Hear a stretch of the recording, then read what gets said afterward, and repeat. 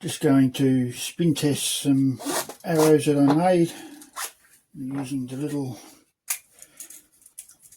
Easy Vein spin tester and some 150 grain Kayuga Tri-Zot broadheads.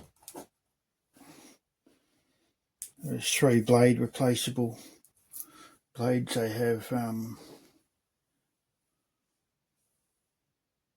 those little blades that lock in.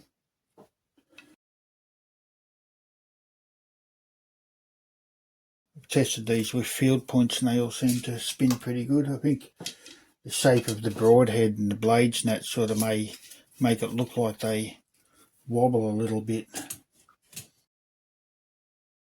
Yeah, the field points on they spin pretty good and seem to be pretty straight in that, which is good.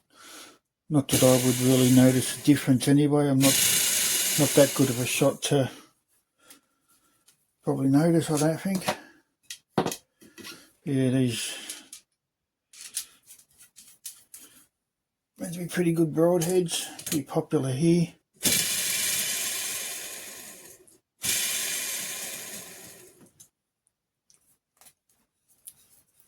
I got this other spin tester a while ago from Top Point Archery.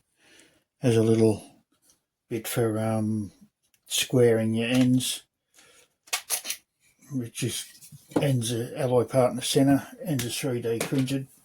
It's one of my old hunter arrows, but it doesn't spin that well. It's got pretty low quality bearings in the fit and finish.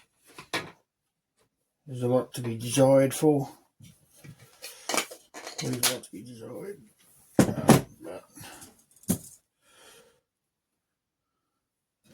give these other ones a quick spin and see how they look. They all seem to be spinning pretty well. Can't complain about that. Little caps that go on the end just to hold it all together. And good little items, and yep, the old little easy spinner, complete 3D printed.